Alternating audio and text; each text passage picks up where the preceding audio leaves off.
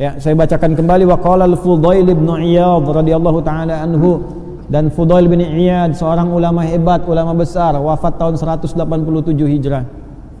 Ya, 803 Masehi. Maaf, ini saya sedikit minta waktu ya, 10 menit ya supaya selesai, dan ini memang penting saya sampaikan. Kalau tadi mantan Crazy Rich, glamor, kalau ini mantan pembegal, perampok, spesialis rampok jalan. Ya, jadi bajing loncat yang sekarang pembegal jalan, dia nasabnya udah ada dari dulu. Spesialis ini, dan sudah dikenal. Kalau sebut Fudail udah, belum tentu orang mau lewat rute ke situ. Ya, ini rutenya di daerah antara Abu Warda dan Sijris waktu itu, arah ke Baghdad. Ya, orang udah tahu. Jadi kalau mau lewat ke situ, itu Fudail, disebut Fudail itu udah, itu nggak aman. Kafilah-kafilah itu nggak ada yang mau lewat. Apa yang terjadi? Ini yang saya mau katakan nih. Ternyata pedagang ada 3 kafilah berangkat memutuskan tetap kita harus lewat rute itu karena itu yang paling akan dilalui. Ya, nah ini nasab dia nanti ya.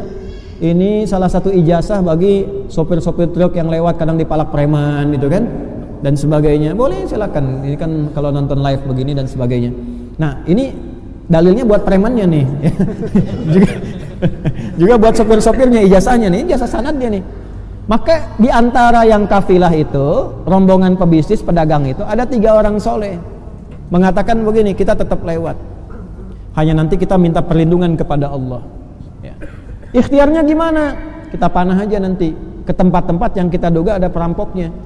Kalau kira-kira ada konfirmasi suara, kena atau apa, aman kita lewat. Kalau nggak ada konfirmasi kita balik lagi.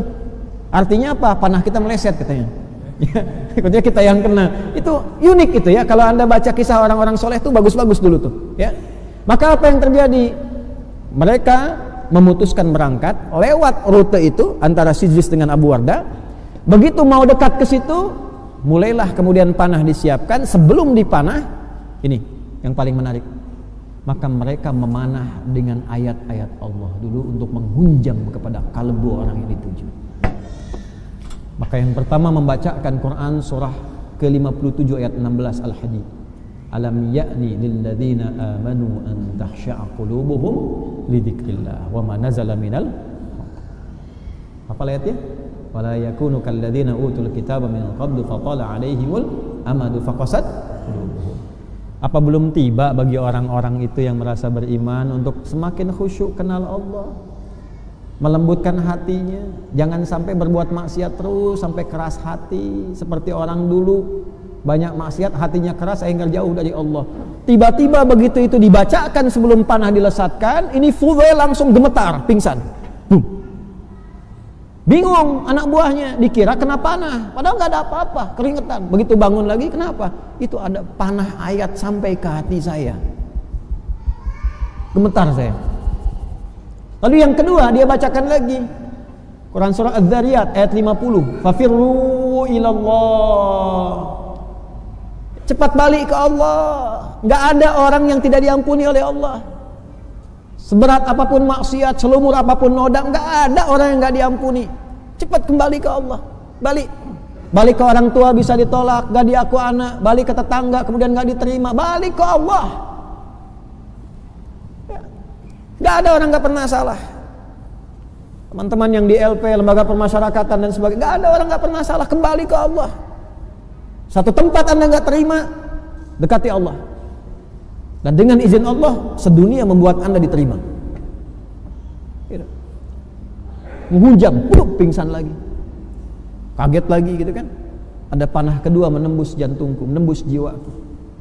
Yang ketiga dibacakan Az-Zumar tuh ayat 54 itu. Wa anibu, dan segera kemudian bertobat, balik. Ya, tobat anib itu jalan kembali ke jalan yang lurus lagi. Itu runtut 3 ayat itu. Lembutkan hati, dekati Allah. Jadi kalau udah putus harapan dengan manusia, ya, jangan putus harapan dengan Allah. La taqnatu min rahmatillah.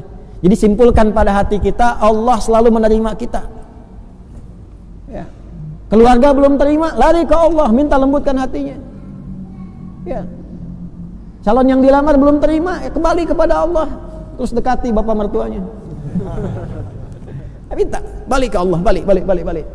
Nah, dibacakan 3 itu, jatuh lagi, lalu ketika bangun mengatakan pada anak buahnya, pergi kalian semua. Sudah tiba saatnya saya meninggalkan perbuatan saya ini.